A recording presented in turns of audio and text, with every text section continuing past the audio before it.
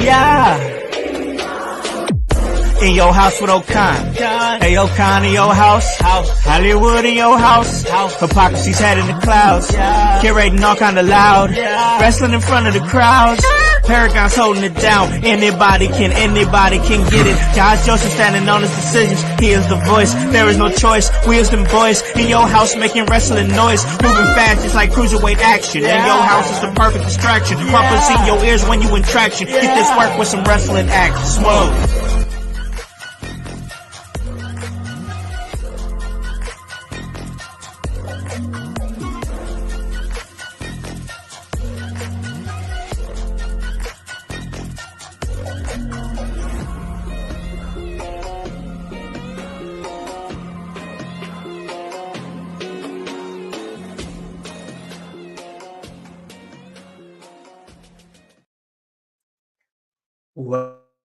What is up, guys? What is cracking?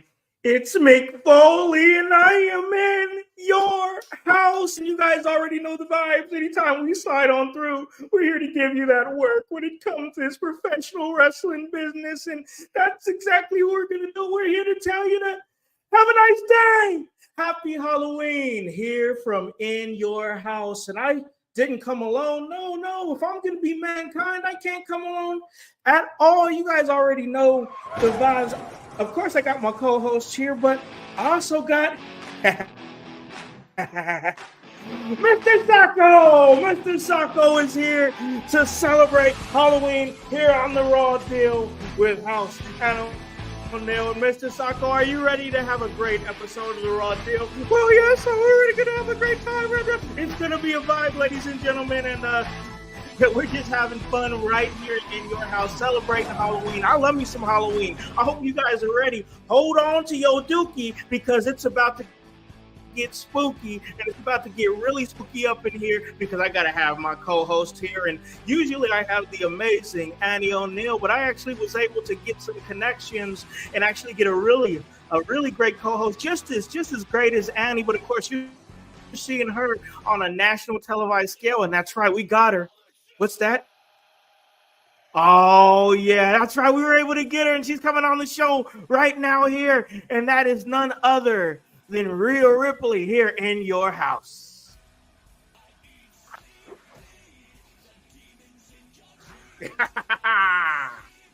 can't have it raw without Rhea bloody Ripley. Facts. Everybody and anybody can get it, Con. And Mr. Sacco and Mick Foley. I got just as much personalities as Mick Foley right now. You do. I love it. I don't know quite who I'm talking to, but I'm here for it. Absolutely. We got my man voice in here. Con Foley is insane. Foley. Yes, I love it. I love it so much. Hey, we love it. We got Annie Ripley up in here doing her thing. And Annie, we got a lot to talk about here on the Raw Deal with Howse and O'Neal. Absolutely. Everybody and anybody can get it, Con. Let's put the Raw out there for everyone to get. They're ready for it. They're begging us even.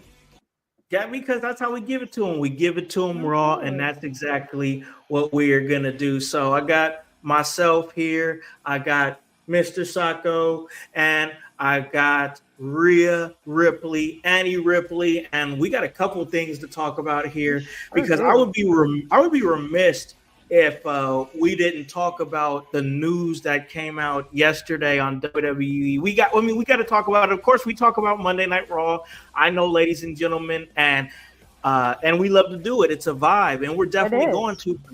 Man, this news that came out, this heavy news about WWE ID, independent development, a lot to unpack on that. I mean, this is going to be big, and it's going to be huge because the way I'm looking at it, there is a group of indie promotions trainers, such as like Rikishi, Knox Pro, that is over there in Los Angeles, Seth Rollins and his academy, Black and Brave, and Davenport, Iowa. They're now officially WWE affiliated. Cody Rhodes and the Nightmare Factory officially affiliated, and there's a couple more. I definitely want to make sure I get the list up, but this is a huge strive for independent professional wrestling. But Annie, it's also really polarizing too. Oh my God, I felt like the internet was going to combust. There were so many conflicting sides to this that I saw. Some people thought that there was a monopoly forming, that it's taking the independence out of the independents. But I this actually excites me quite a bit. Like, what, Black and Brave? It's Seth Rollins' school, right? Yes. Just the talent that school produces. I know of one over here, Travis Titan. He's absolutely excellent. So and what, Roxanne Perez? She came out of Booker T's school. She is a world. Yeah, that's another one that's affiliated, Reality Wrestling. And just the caliber of the people who own these schools, it's easy money for me. It's just, I really think it's a great idea. Why wouldn't you want the prospects that come out of these schools, people who still are relevant in the entertainment business, right, as they have been in the past, just in a different ways? Why wouldn't you want people who trained underneath these trusted people why wouldn't they get the first look? I'm just saying. Yeah, I think there's a lot of people out there that are feeling some sort of way about it. They feel like they're gonna have to go back to training if they're gonna get a serious look. Oh no! And then there's that controversy. Training. I know. Oh. That's what I was saying. I'm like, it's not gonna kill. If you want it bad enough, it's not gonna kill you to go back to training. Because honestly, anybody worth their salt will tell you that you should never stop training. You should. I'm not wrestling talent, but I'm in the gym 3-4 times a week. I train a grappling art twice a week. Like, I'm constantly redefining my craft. I'm doing so many different things to stay relevant, because what I did yesterday, it ain't it. You told me the other week on Bumpin' and Thumpin'. What's next? Yep. You gotta ask what's next. You always have to ask that. It's important. And if you're for some people, and I have it here in front of me. So it's Booker T in Reality Wrestling, based out of Houston. Cody, based out of Atlanta with the Nightmare Factory. Black and Brave represents Iowa in the Midwest. Elite Pro Wrestling Training Center in Concord, New Hampshire, and Knox Pro out of the West Coast, Los Angeles, ran by Rikishi. So these are all WWID independent wrestling schools. They're designated and whatnot. And this is a good step, because come on, man. The biggest thing with me is that you have so many people out there that say they will train, that say they can train, and they haven't done anything, nothing, and I think it's too easy for people to get tricked by these people, by these 40 milers, by these people that haven't done anything of relevance in the business. And at the very least, this legitimizes some places for youngsters to go and be able to be like, hey, at least I know I'm going to get a fair look. It's basically legitimizing these places like you would be in accredited college. Right. Why not go to the places where will be on the fast track to your dreams? If you're diligent about, being a professional, that's where you got to go. That's where, and for me, it makes the destination a little easier, because, I want to stand out in front of the people who have direct connections to one of the biggest stages in the world. It writes itself for me, Con. It really does. Yeah. I'm sorry, Mick. Yeah. Come on, have a nice day. All right, just have a nice day. Myself and Mr. Sacco, have a nice day. But I think honestly, this is really great, because I remember back in the day, if you wanted to be a pro wrestler, it was like, how? Where do I Right. where do I go to? Like in the 90s and whatnot, nobody knew. You know, you had to be on the end and you had to know how to, you know, maneuver and whatnot and ask those questions. Now, kids these days, and I know this ain't really geared towards people that are on the back end of their career or whatever and don't plan on doing no training. You think you all got it all figured out, yada yada yada. This is more geared towards young people that want to that get on the indies and are like, hey, I need a path to know that this is worth something, to know that me doing this is going to lead to something, because there's so many people, and yes, this business is built on moments for sure, but like there's so many people that just they're aimless. They're just going to these promotions and the promotions are not elevating you, and there's a lot of promotions that will not elevate you. At the very least, you're going to have smart people who've made money in the business that can lead you and point you in the right direction. So I think that's absolutely great. And you know what? If where someone currently is in the wrestling path and that's all they want to spend their time doing, great, that's fine. Live your dream. You still have that place where you can get your reps, you can wrestle, you can still be in front of a crowd, you still live your childhood dreams. But the people who want to go beyond that, they have a different avenue. You know, the most precious thing in the world is your energy. You only have so much of it. We're only here for a short time. So like you said, we got to make the shit count as long as we have the go, because it doesn't last forever. And every time I step out, I'm making every moment count. I want to bring my best wherever I go and work with people who take it just as seriously as I do, because I'm a nerd. That's what makes me fun. Honing my craft and refining it, that's fun to me. I love Michigan, but my goals are set far beyond just where I am now. That's why I'm trying to make a wave in emerge wrestling. That's why I'm trying to go out for Frontline Pro. Like the time is now, and it's this excites me, because I don't want the wrestling dream, but I want other objectives to unfold where they can be possible. So I relate to that.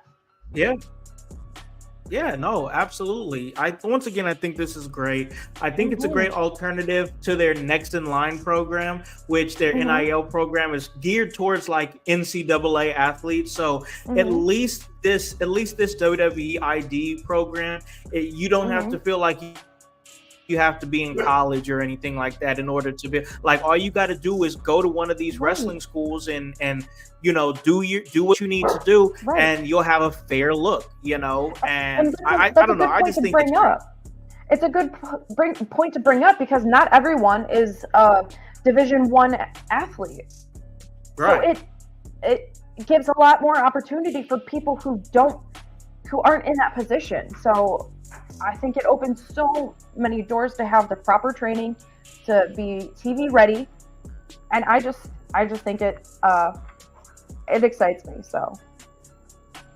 yeah, it excites me too. I mean, I've seen all the noise over on X and over on over on Facebook and whatnot. People feel a certain type of way about it, but like I see it like this,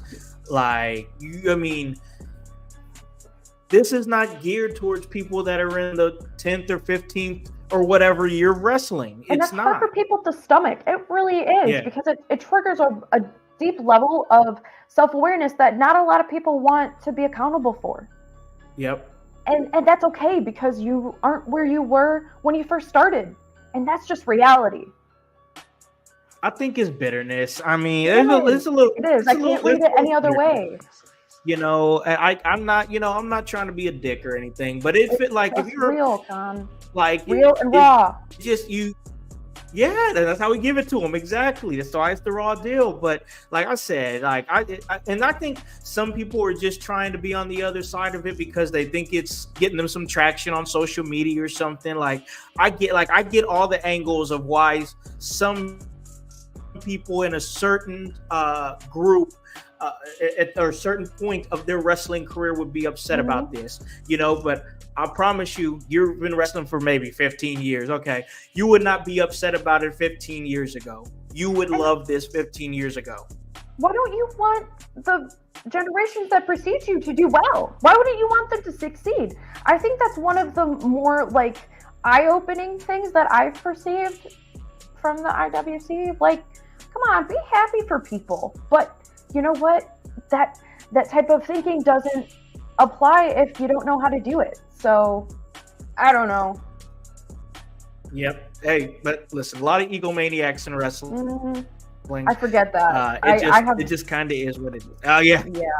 Yeah. I'm a very idealistic person, so I feel like so many people think like I do, and no, that's not the case. Hey, that's just how it is. But once again, I think it's great. We'll dig a little bit deeper into it as the weeks go on and we figure out more information about it as it unfolds. I know we'll probably talk a lot about it Sunday at the Sunday house party, but this is the Raw deal, and we talk about Monday Night Raw, and we got to jump right into it because Monday Night Raw, it's doing exactly what I thought it was going to be doing, and that's weaving in these stories, and we're seeing stories weave and bobbing and weaving right now.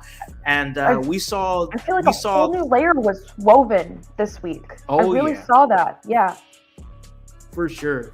We definitely saw that with Jimmy and Jey Uso as they've officially came back together. They had that great moment on SmackDown that ended the show, and it was a big moment. And it people were saying like, oh, maybe it's a little quick, maybe it's a little fast for them to reconcile. You can't ignore the moment, and the moment felt right at that time, and the crowd let them know it. So I think it's big, but we're seeing a new wrinkle, an old but new wrinkle come into this story, and that is Sami Zayn jumps back into the fray, and Sami Zayn has a few words for Jey Uso and asking him basically, what are you doing hopping back in with this? You came here to get away from that. That's valid. And yeah, it's true. And Sami Zayn's always going to hit him with the logic. That's why he's an intriguing character, because he's always going to be that little voice on your shoulder that's trying to take friend. Yep. Absolutely. He was there front seat the whole time. Seen it all. Was a part of it too. He was right there. So, now you got Jimmy coming back, and Jimmy saying he needs his brother back to deal with the new bloodline. They're out of control. And they came together, and it's big time toxic. I love it. But I love it. I do too. And here's the thing. I love the fact that Jay really wrote home about they don't get us confused now. They know exactly who Jimmy Uso is, and they know exactly who Jey Uso is. And I just thought that was really nice, because now it just makes the Uso team feel even bigger than it was even a year ago. And I really think that's an important fact, because he is not cloaked under like Roman Reigns' shadow. Yeah. He's distinguished. Yep. And, he did mention that he became the Intercontinental Champion by himself. Even if it was only for 28 days, like, there was no support of the family name behind that. Yep, he did it all on his own. And it was a thing where I wasn't so sure about Jay losing his title after 28 days that quick, but I had to let it play out, Annie, because after he cost the Bloodline, the Gorillas of Destiny, the tag titles, and we saw the new tag champions as now the Motor City Machine Guns, which, wow, if you would have told me that 6 months ago, I would have been like, you're crazy. There's no way. But you bring up a really good point. I just wanted to bring up something really fast. I saw a lot of people online criticizing the Motor City Machine Guns for being old, when Tama Tonga and Tongaloa, they're the same exact age as Alex Shelley and Chris Sabin, which I thought was really funny. I just thought that was really ironic. But, splitting hairs. The Tongans look half their age. They really do. They do. Like fresh in their 20s.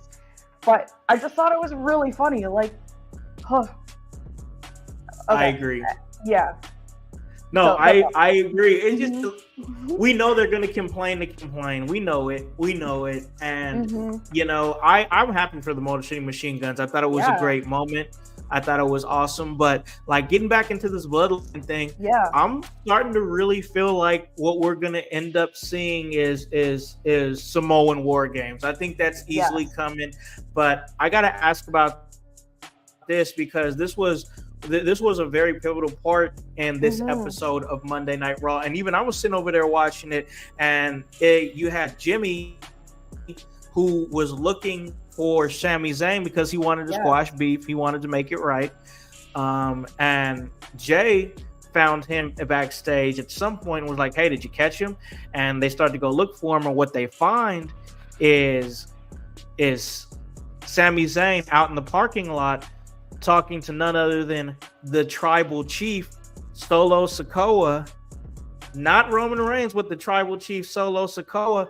And what were they talking about? And I even said it audibly. I was sitting over there kicking it with my wife, and I said it when I was like, ooh, Sammy, what you doing? What are you doing, Sammy? What you doing? So, like, I gotta ask you, Annie, what's Sammy doing? What's he doing? It doesn't look good. That's what I'm saying. I mean, like, it could be anything. Like, could it be bloodline related? Just because what our eyes perceive, is that actually what's going on? Because we don't hear the conversation, but the circumstances are shaping themselves up to be something that easily could be misperceived or could be factual. But I feel like Sammy might be an informant. I feel like he might try and play like that mole who takes information from one party and gives it to the other. But I feel, after Sammy challenged Gunther again, what else was he going to do? So I feel like it's only natural that he ended up back in the storyline. And I feel like, we said it here on the Raw deal. I think there was an inevitable Sami Zayn heel turn. I think he's going to jump ship. I mean, who knows? We're going to have to obviously let it play out. But I think the writing is on the wall. But what do we gain when we don't observe it? Yeah. Listen, this is going to be crazy because, man, oh boy, my brain is moving again. Here we go. So, Sami Zayn, what if the story here is that Sami Zayn gets confronted by the Usos? What was you doing talking to Solo? And, basically he was like, hey, I was trying to squash beef. I'm trying to get you guys back to bridge that gap between family and try to make some sense of it. And so basically they're like, all right, so they're still weary of him, but Roman Reigns always had for a while there, Roman Reigns had a pretty big soft spot for Sami Zayn. So what we could see here is Sami talk his way back, with the original bloodline, the Usos and Roman Reigns. And Sami's really good at playing to people's sympathies. Really good at it. He is, yeah. That's the thing. And he might be a snitch. And here's the thing. Hey, what if what happens is we have the Bloodline 2.0, Tama Tonga, Tongaloa, Jacob Fatu, and Solo Sikoa against Roman Reigns, the Uso brothers, and Sami Zayn in War Games. And Sami pulls that trigger, and Sami turns on the OG Bloodline in War Games, cost him the match, and joins the Bloodline 2.0. I think we should have written that down for another accurate con prediction. Who knows? Who knows? Also, I saw something else that I wanted to run by you. So I saw some criticism reflecting on how soon it was for the Usos to get back together after how long they were fighting. Where do you stand on that? Heard the same too. Stu, I can't really argue with that criticism because it felt fast. Sure. It definitely felt fast. And I talked about this on the Sunday house party, and I kind of, I'm giving them time, because what if this is a thing where they confront on the show that they had interactions off air between shows, and maybe a text message, maybe a phone call, sure. Where they've been rebuilding that we haven't seen, but to the eye of the viewer, if we don't know that information, then yes, it definitely feels fast. So, I mean, I definitely feel it, but I also feel like that they are gearing towards something big for Survivor Series War Games, and they just want to start crafting the story pretty much right after Crown Jewel. 1 month. Yep, and that's not a lot of time for booking. Right, and like things are gonna come at us really quickly. It might not always make sense, but we don't have so much time as we did on Raw now. So things might get a little wonky, and I really, it's gonna, things are just gonna come at us. So yeah.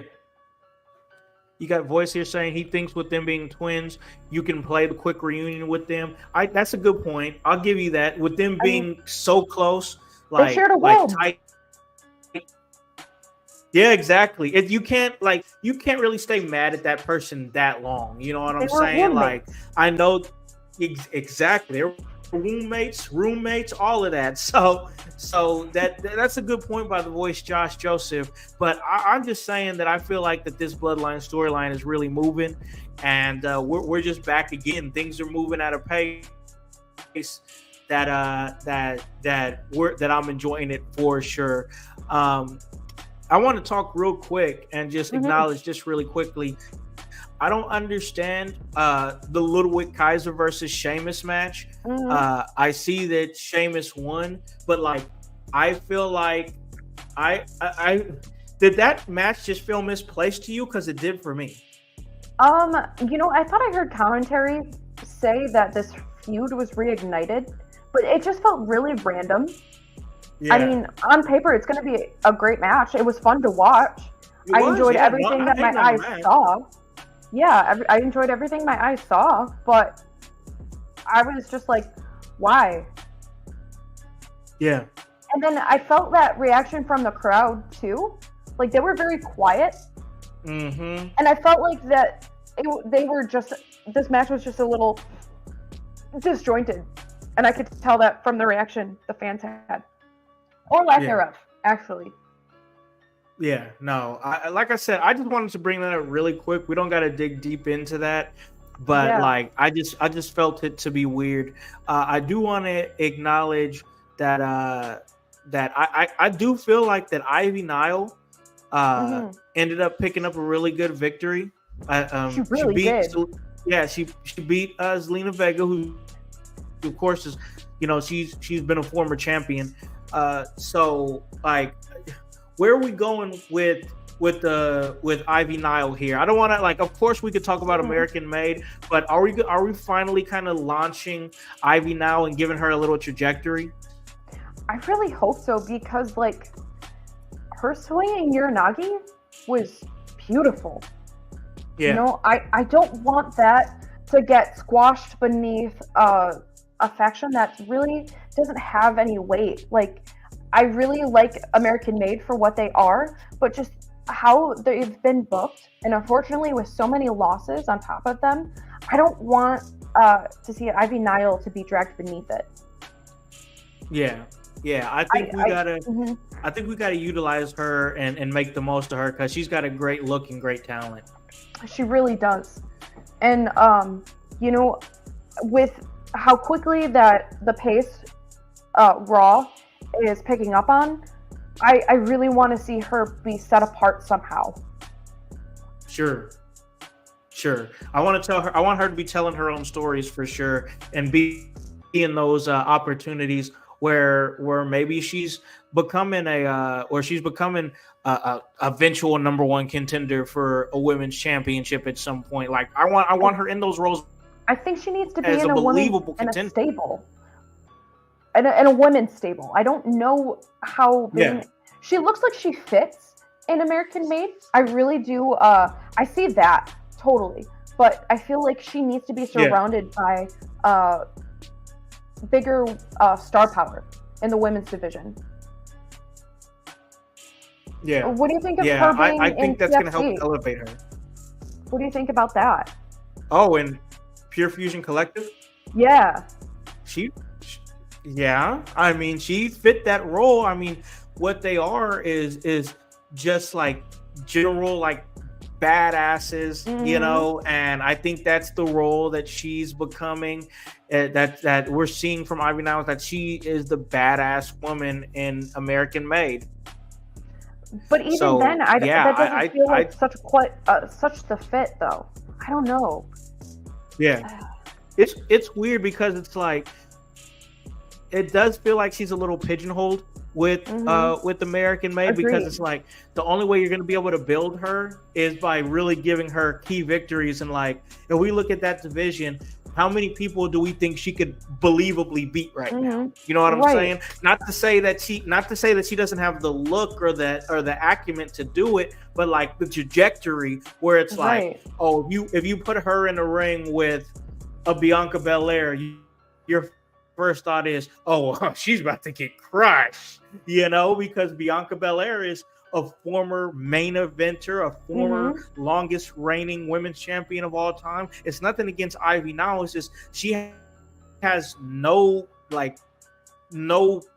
backing her. She's not a former NXT women's champion. Right. She's not a former NXT women's champion, tag team champion. She's a former nothing. So it's like you have nothing behind you. So if you put, how did she build her? Yes. And the only way she can really do that is by picking up big wins against women who people aren't going to believe that she can beat, which I believe they started to build it against a former WWE Women's Tag Team Champion and Zelina Vega, also a former Queen's Crown Tournament winner. But still, even Zelina hasn't done too much. So like, we're at a crucial junction here with Ivy Nile. I think Voice makes a good point that she needs a big moment to let her shine. If not, she'll get lost in the shuffle.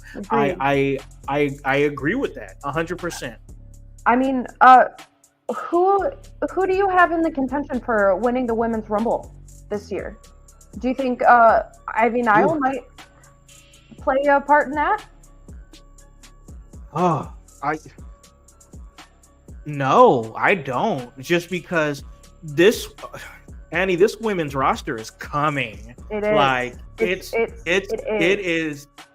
My God, I mean, you have like, you so much now. Great. Yes.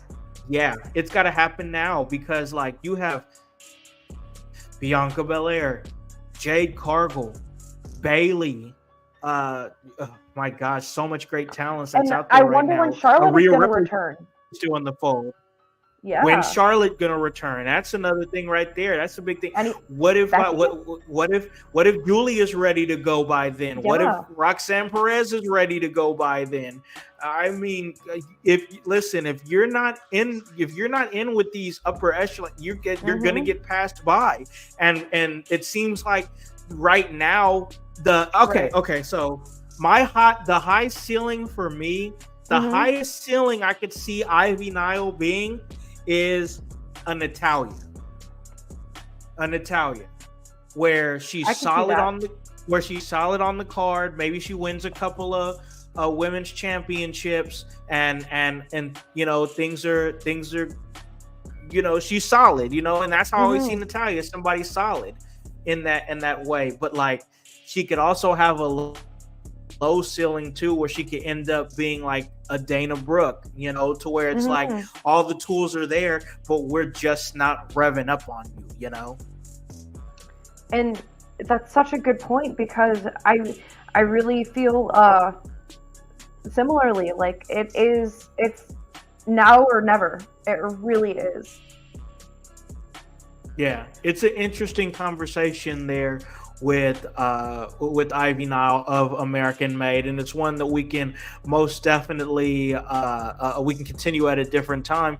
But now we got to talk about what's going on with Seth freaking Rollins and Big Bronson Reed, because they was out there fighting in that parking lot. It was crazy. And no one can tell them nothing. Yeah, and like what's really crazy is you had Bronson Reed who took the curb stomp on the hood of a car and just completely no sold it, still kept coming. Right. Like this is crazy the way they're building Bronson Reed right now. Like, what is that man made of? And can I buy it on Amazon? Right. It's no, I just think he's made that way. Crazy stuff. Yeah, it's that's the. I think is he from Australia? He is. I think he is from Australia. Yeah, I think it might just be that Australian blood because they are warriors down there. And yeah, Zarya, warriors down there. Who just made her NXT debut? She is cut from that same cloth too. And it's exciting. I love dangerous people, and I love when they do dangerous things. Oh yeah, this is great. Great. I gotta add that I feel like that it's bringing a spark back out of Seth Rollins too. It is. It's like he said something like something inside of him woke up, and it really did. Yep. Like we've seen all different shades of Seth Rollins, but this is one we haven't seen in a very long time. No, I'm enjoying it. I'm loving where Seth Rollins is just continuously good at what he does, and that's why. And sometimes we forget. It's easy to forget about greatness when you see it on a weekly basis. But there will come a time where Seth Rollins won't be doing this anymore. And then we'll be talking about the great moments of Seth Rollins. And I'm just in the mindset of, let's appreciate Seth while we can, while we still have Seth Rollins, because I'm not saying Seth Rollins is retiring anytime soon or anything like that. I'm just like, he's been in such rare form. Let's remember to enjoy this guy, And right. And on that note, like there is more to life than wrestling. It's hard to say that when I'm so involved, but I know how much of a fishbowl it is and how consuming it is. But I feel like there could come a time where we're going to see Seth Rollins want to venture into something different. Sure. Yep. It can definitely happen. We've already seen his wife. She wrote a book, and apparently, from what I understand, that's doing really well. And she's probably enjoying her time away from, just figuring out other things about herself. I think that's always important. And I think that time will come for Seth Rollins at some point. But right now, while he's here, I am looking forward to that match that he's going to have against Bronson Reed at Crown Jewel. That's it. That show is going to be heavy, and we're definitely going to talk a little bit about it. But I got to ask about this because we got the War Raiders, who now they've returned, and now they're the number one contenders for the tag team championships against the Judgment Day. What are you thinking about all this? Because like you have everything going on, Rey Mysterio and Dragon Lee. I honestly thought they was going to be the ones. I really do. And then you had Chad Gable. He emerged out of nowhere and he put Mysterio in the ankle lock, and this paved the way for the War Raiders to hit the springboard clothesline into the German suplex for the 3 count. But like, what are you thinking now? Because the War Raiders, obviously, they're rebooted and they're back. They're back into the fray with the quickness, with the shot for the tag titles. Yes, I felt like when this match was announced, it was kind of going to be all over the place because there's so many different tag teams involved and they are just different stylistically. But I ended up really enjoying this match. I really enjoy seeing Ivar and Eric, men that large, be able to do the moves that they're able to do because just because it's what your eyes see, it doesn't necessarily translate physically. Like they're quick, they're agile, like they can't do the Mysterio moves, but like they can go, and I really enjoyed that. When Dom was going to have a match with a former world champion, I didn't expect it to be Damian Priest when that was alluded to the first time. I actually thought it was going to be Rey Mysterio. So when obviously Rey Mysterio was in this match, it wasn't going to be him. So yeah, but you know who I would have rather seen besides Damian Priest? Who was that? I wanted to see it be Rhea Ripley. She's a former world champion. Oh, yeah. I don't know. I thought that would have been. I thought that would have just made. I mean, Monday Night Raw was good, but I think that would have made it even better. I mean, Mr. Sacco, wouldn't you like to see Rhea Ripley versus Dominic Mysterio? Oh yes, God, I definitely want to see Rhea Ripley versus Mysterio. All right, well, exactly. So you got Mr. Sacco. He wanted to see it too. So I think they're missing an opportunity. But I'm glad that you brought that up because we did see Dominic Mysterio defeat Damian Priest to win this match, and now he's going to be put in a number one contender situation according to the stipulation from Adam Pearce. And I first of all, I like it. Have some kind of direction for Dominic Mysterio, and like he's just been kind of hanging around, involved with Rhea Ripley and Liv Morgan, but like I like having a lane for him. But I also want to bring up the fact that ass whooping Damian Priest gave him and Carlito post match. I liked that, and I like that lane for Damian Priest a lot. I'd like to see more of that. Do you think the world is ready for a Rhea and Dom match? I think it should happen. I think it should. I think intergender wrestling is a lot more accepted and open to it. I think it's time to pull that trigger. I think it is. I do. Why not? It's perfectly possible for Rhea to hold her own against Dom. She's physically superior to Dom. And who doesn't want to see? I want to see it. Who doesn't want to see Dom Mysterio's face be used as a broom mop, like a mop, especially with Rhea Ripley, at the stick. Yeah, exactly. I'm enjoying the intergender wrestling. I do, and I understand for some people it's like a shocking thing, but like, come on, man, this is where we're moving in wrestling, and it's not like we didn't have China wrestling up against Jeff Jarrett in what was it? Everything but the kitchen sink match or something like that. And that was in 1998, 1999. Like, we could do it. It's fine. Yeah. Like it's fine. It's fine. Like, that was unheard of even back then. So trying to open the doors so women like Rhea Ripley can walk through it. And I just want to point out, jiu-jitsu is intergender. And I'm really glad, because if men did not want to roll with me, I wouldn't be where I am. So I'm just thankful to the men who want to give me the space to learn and grow and be the martial artist that I am. So without them, I can do it. So if that discipline is intergender, why can't professional wrestling? Yeah, for sure. I agree. That's a good point.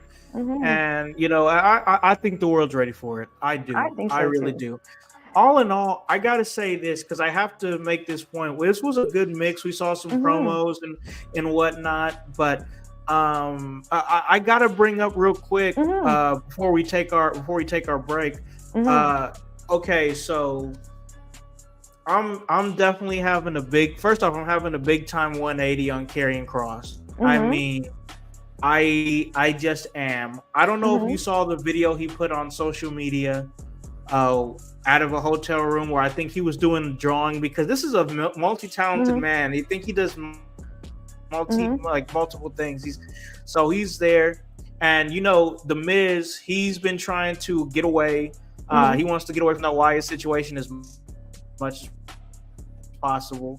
Right. And he even tried to amend fences with R-Truth, and it seemed like R-Truth was down for it. But like, one thing about R-Truth though is that he's fun, he's happy-go-lucky and whatnot, but he ain't nobody's fool neither. Absolutely. The way that man clocked Miz needs to be studied because he did it with a smile on his face and He walked sure right did. by Pete Dunne and was like, "Hey, Butch, where's Pete?"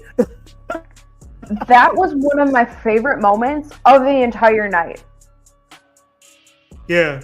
Seriously. It was great. I laughed. R-Truth is on a different level, and I absolutely love what he's doing right now. Yeah, no, most definitely. I enjoy his work, but of course, Miz is doing all of this because he's trying to get away from the Wyatts, and he was all for hanging out with the Final Testament when it was benefiting him. Oh yeah. But now it seems that if you watch that video, circling right back around to that internet video, it seems that Miz has been kidnapped. Miz has been kidnapped. Scarlett came into the video, and she said very calm. And this is what made it funny because they were both very calm. Yeah. And he was like, and Scarlett was like, babe, the Wyatts got Miz. And he was like, what? She was like, the Wyatts kidnapped Miz. And he was like, oh yeah? How long ago? And she was like, about 20 minutes ago. And he was like, he's definitely dead. I just laughed. and she was like, shouldn't we try to go get him? And he was like, I mean, do you really want to leave? And he was like, yeah, I think we better go get him. And he's like, we can go, but he's definitely dead. It just popped me. I thought the dry humor was good. It really popped me. Like they really took pause to weigh their options and weigh the importance of the Miz. And there was serious doubt going on. Funny. Like you corrupted this person. You are responsible for that. And you're all of a sudden you're just gonna trim the fat. That's hilarious to me. It's funny stuff. I enjoyed it. I also find it to be hilarious that you have Adam Pearce calling Nick Aldis and has the nerve to tell this man, hey, I didn't tell you, I told you could have one person from the bloodline here and you had all of them here. Hey, why don't you control your roster? And I just think that it's hilarious because he knows exactly what he's doing. Right. He knows his roster's out of control and he has the nerve to tell this man to control his roster. I just love the awareness. I love that Adam Pearce is aware what people were saying about the way he's handling the Raw roster, and he's taking it and incorporating it in the show. It's brilliant. And he's not handling it at all. At all. He tries, and then people just observe, and then they just keep doing what they want. And it's hilarious.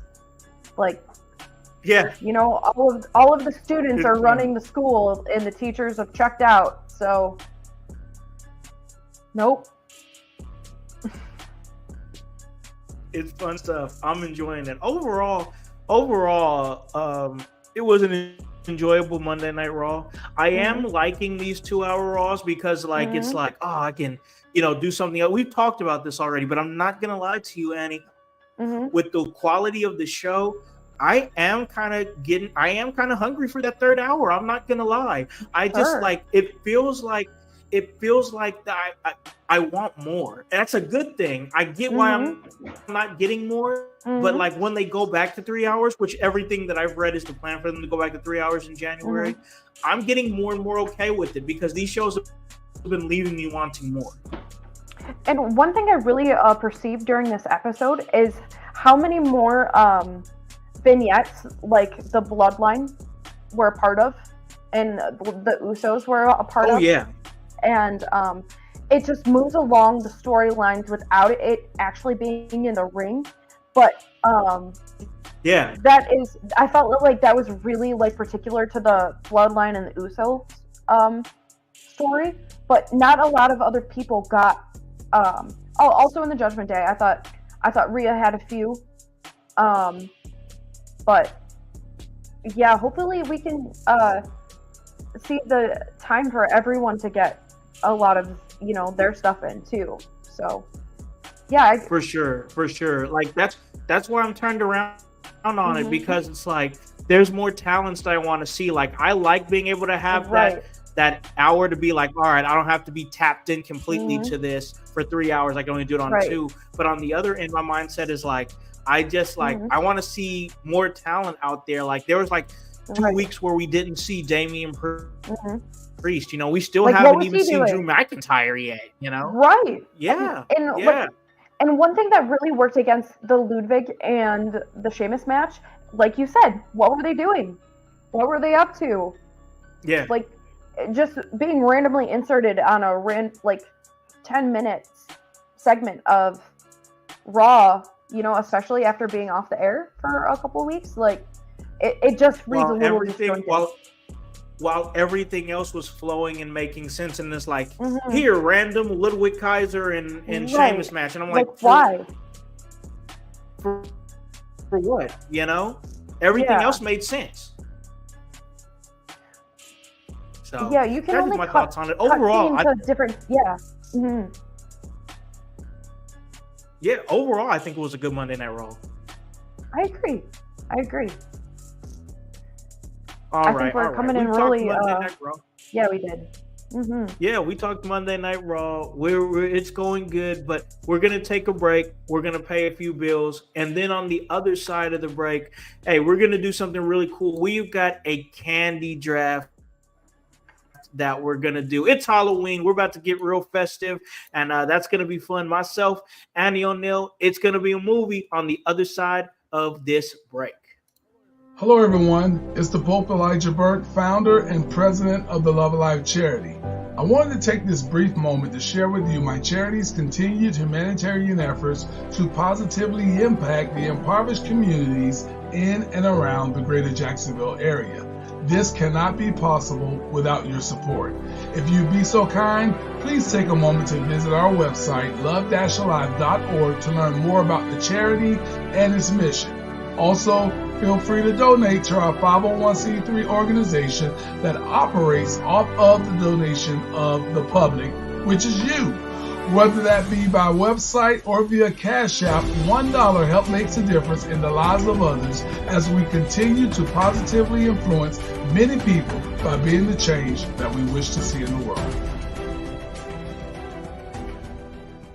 Exciting things are happening at the Kokomo Press. Yeah, very exciting things. Not only are we bringing you comedy shows, an open mic once a week, skits, videos, funny jokes on our page, and satire news stories, but now you can support us by going to kokomopress.shop. It's that simple. You go to kokomopress.shop, you find a t-shirt, you find a hat, maybe in the future some stickers and some posters. You go on there, you buy one of those from us, and percentage of the proceeds will go to us and help support what we do. We appreciate every person who just likes, subscribes, does all that. But if you go to kokomopress.shop and you buy something, we'll know who you are. You send us a photo of it. We will post it on our page and shout it out. Thank you so much. Go to kokomopress.shop, buy all your shirts and hats needs, and support the Kokomo Press. Thank you guys so much. kokomopress.shop. Hey guys, it's your boy the Director, Howse of In Your House, and I'm here to let you know about a small business that produces beard products and also supports small stage, independent, professional wrestling stars. It's called Ring Master Beard Company. Try one of their several scents, beard oils, balms, or mustache wax, and keep your beard looking and feeling sweet. Purchase your favorite wrestlers or personalities' personalized scent, and they receive a portion of each sale. And with that being said, don't forget to pick up a bottle of the Director in Alakan House Special. Your boy, a blend of eucalyptus, mint, and tea tree oil. Have your beard feeling fresh, have your beard feeling smooth, just like your boy, the Director. Follow Ringmaster Beard Company on Twitter and Instagram at Ringmaster Beard, or on their Facebook page, and that is Ringmaster Beard Company. check it out. Get your beard cream, hit your beard with that. Because sometimes being a master in the ring means mastering your beard.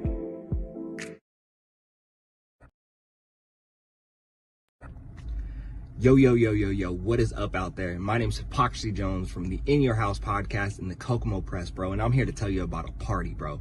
November 30th in Kokomo, Indiana, it's going down at Outhouse Records as the In Your House Wrestling Podcast hosts a live house party, bro. This is to celebrate and watch WWE Survivor Series War Games, and bro, we're about to make it lit. This is going to be the best wrestling party that you have ever been a part of in your life, bro. We're going to have wrestling games. We're going to have wrestling karaoke, wrestling themed costume contests. Bro, we're going to have prizes to give away, over $1,000 worth of them. Bro, it's about to be lit.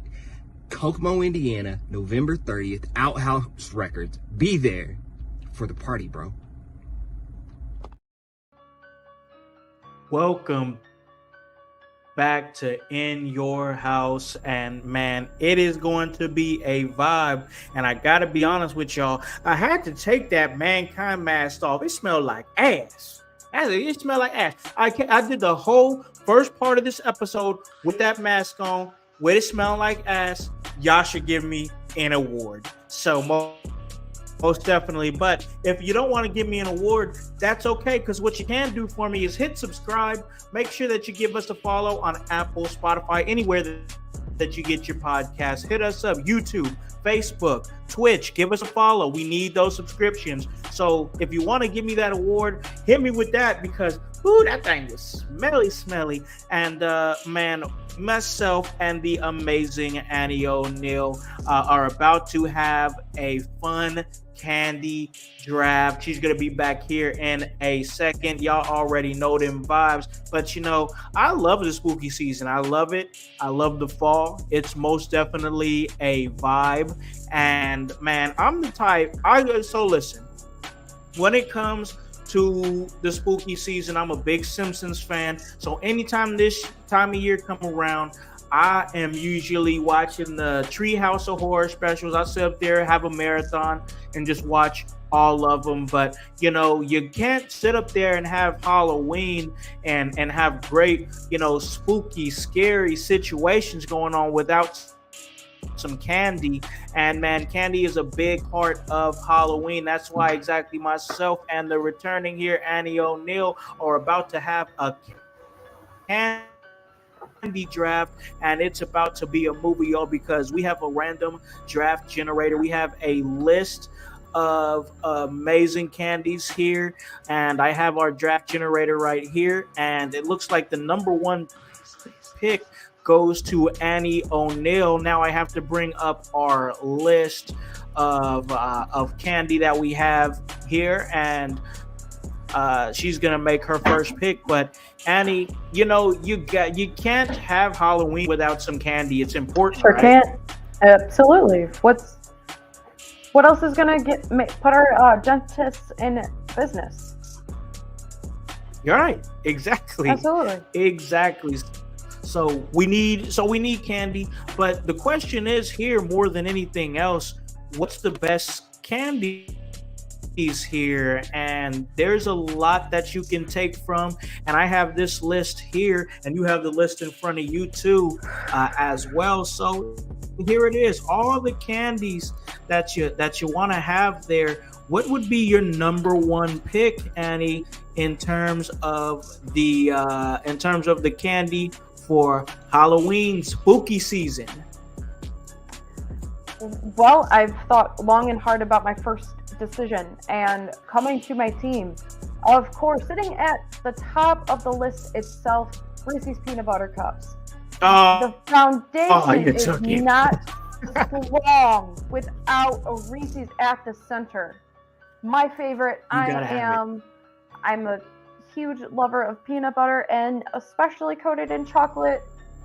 Welcome to the team, Reese's Peanut Butter Cups. Welcome home. Reese's Peanut Butter Cups is team, Annie, and that was definitely top of my list. I mean, you got the peanut butter, you got the chocolate, you know, you could Yeah. have it in a Easter egg form. Of course, this time of year will be in a pumpkin form, and it's still the same great taste that you get. So most definitely top of the list, Reese's peanut butter cup with the number one draft pick. And you know, that was where I was gonna go, but it's okay because my pick, my personal number one pick, will be something that is, I mean, it's still Reese's, but of course it's something. It's something that you know, you have a little bite size of it. You can sit up there, put it in your hand there, and just eat it with the chocolate coating, the chocolate shell over the peanut butter. My number one pick is Reese's Pieces. That would have been my number 2. Smart play, smart play.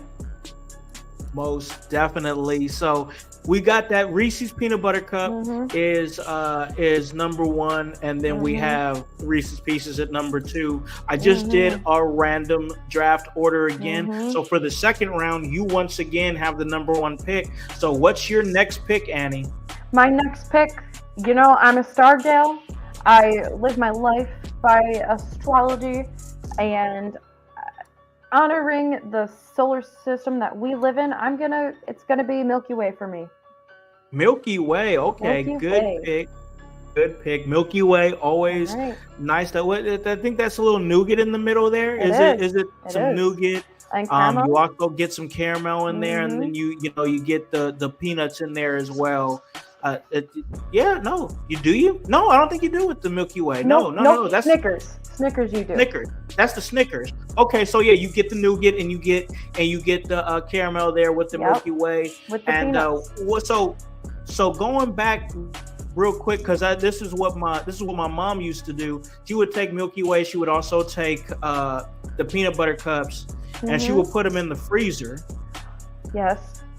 And she ate them cold, and I got used to doing that, and it's delicious. Game changer. Yes. I had a bag of Reese's peanut butter cups that was gifted to me at Easter.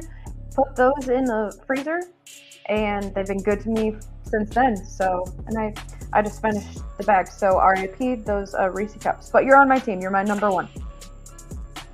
There you go. Okay, All right, the Reese, you got Reese's cups, and now you have Milky Way as well. So okay, all right. So that means I am up, and man, I gotta say that as much as I love chocolate, I like something, a little fruit flavor. Nothing wrong with that, and something that it comes in many different flavors, and it's always something good to just kind of melt in your mouth. I'm a big fan of Starburst, so I'm picking Starburst. Good pick. That was my next one. We're on such a I gotta take the wavelength, Starburst that's not off the even board. funny. Yeah. Yeah, it's crazy. Smart It's before crazy. I get them. So yes, I gotta have the Starburst, and now we're in. And this is the third round now, and I have the number 1 pick again on this one. So okay. I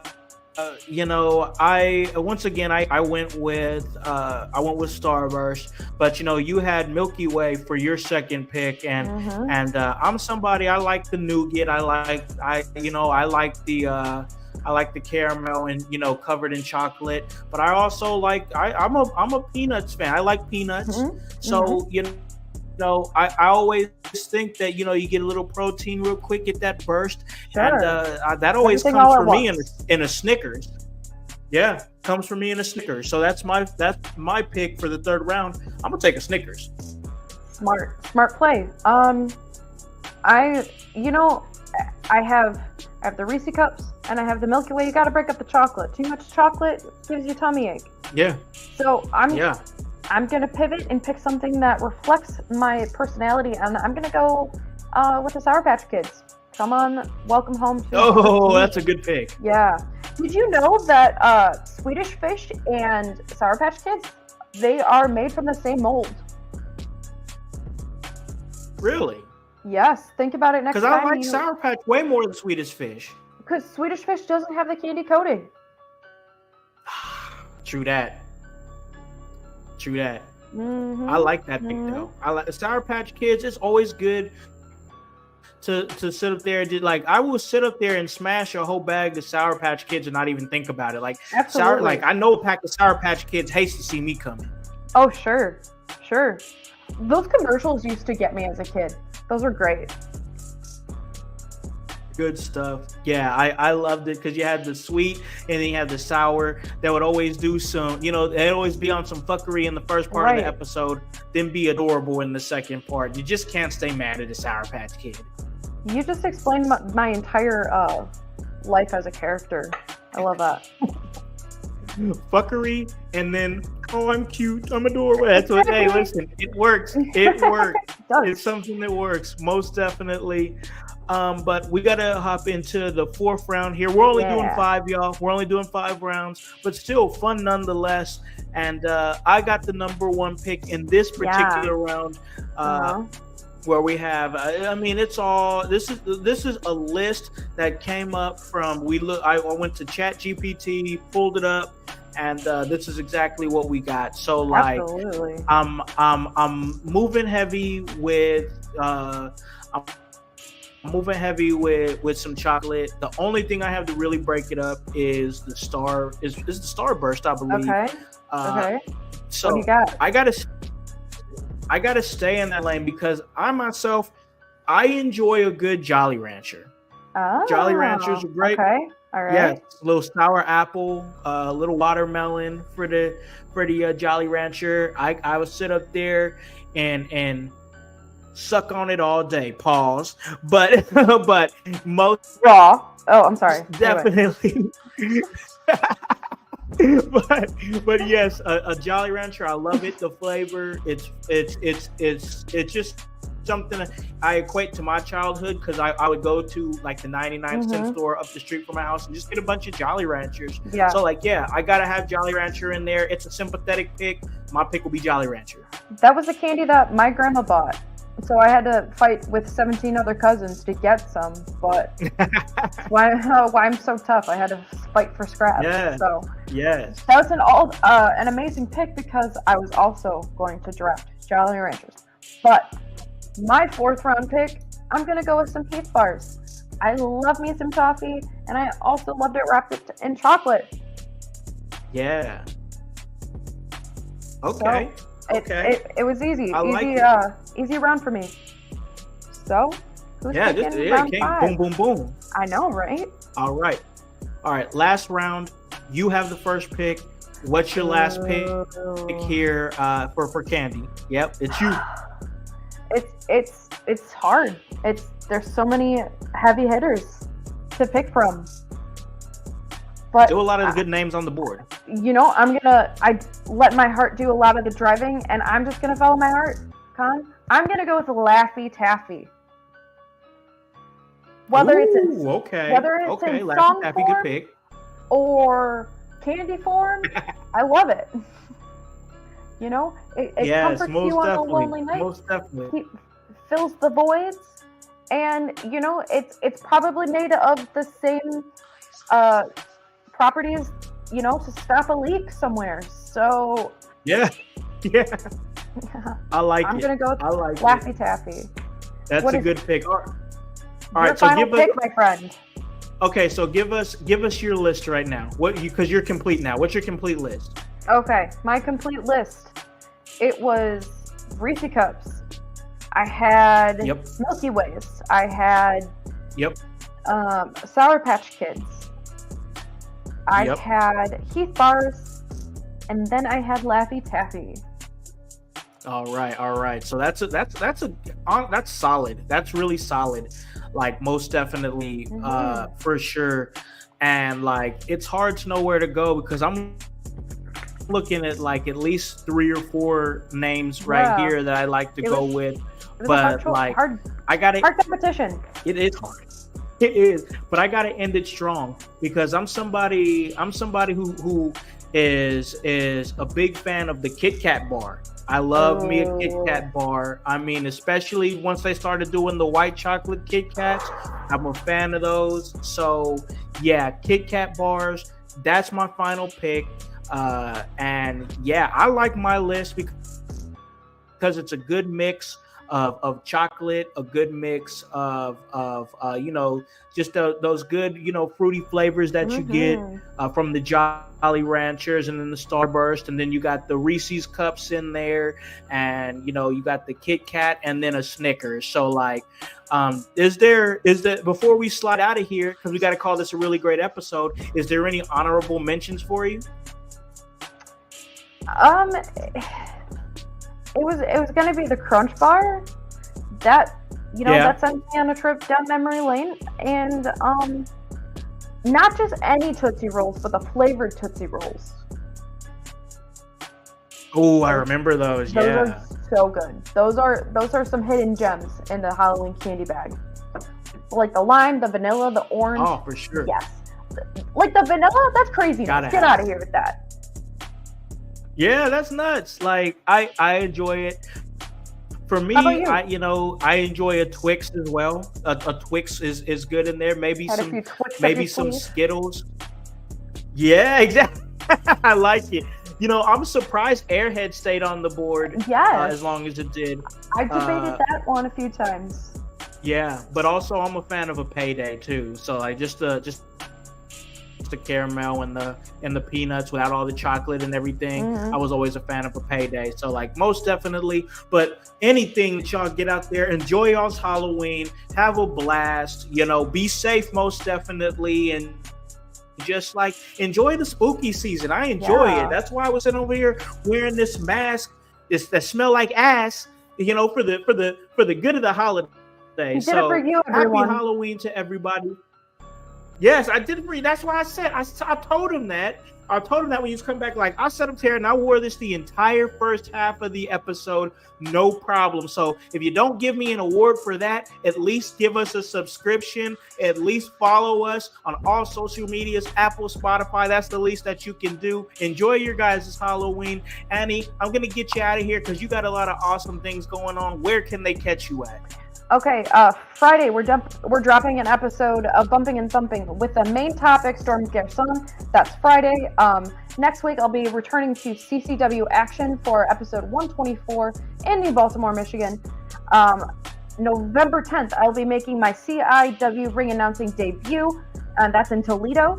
And on Tuesday, November 12th, I will be on the Power Hour with Steve Arendt, and we will be going over everything that is Frontline Pro.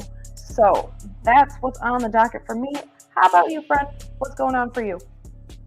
You guys already know where I'm going to be at, right here doing my thing at In Your House and just making a movie. You guys know what we're doing next month, and that is going to be the house party. That's going down. Survivor Series War Games. We're going to talk about it as we do our first ever live podcast there at Outhouse Records. It's going to be a vibe with prizes and costumes, and once again live podcast and a chance to ask questions on the panel to one of the hottest podcasts in the Midwest and listen to internationally. So get your voice heard on a podcast, wrestling fans. Come on through. I got to get Annie out of here because she's going to be enjoying some awesome music leading up into Halloween. It's about to get spooky, y'all, so make sure you get your candy, make sure you dress up, get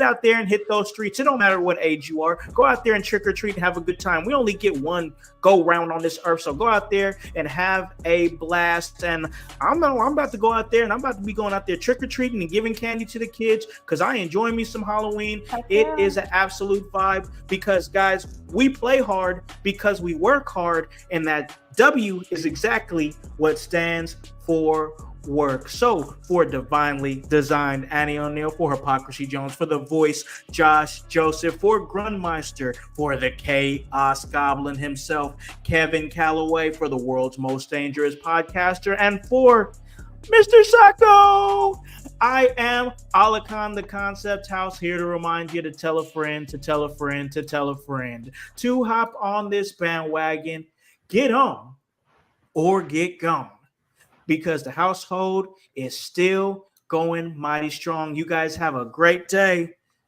and a great rest of your week, and happy Halloween! Peace. Yeah. In your house with O'Con. Hey, O'Con in your house. Hollywood in your house. Hypocrisy's head in the clouds. Curating all kind of loud. Wrestling in front of the crowds. Paragon's holding it down. Anybody can get it. Josh Joseph standing on his decisions. He is the voice. There is no choice. We as them boys in your house making wrestling noise. Moving fast just like cruiserweight action. In your house is the perfect distraction. Pumpers in your ears when you in traction. Get this work with some wrestling action. Smoke.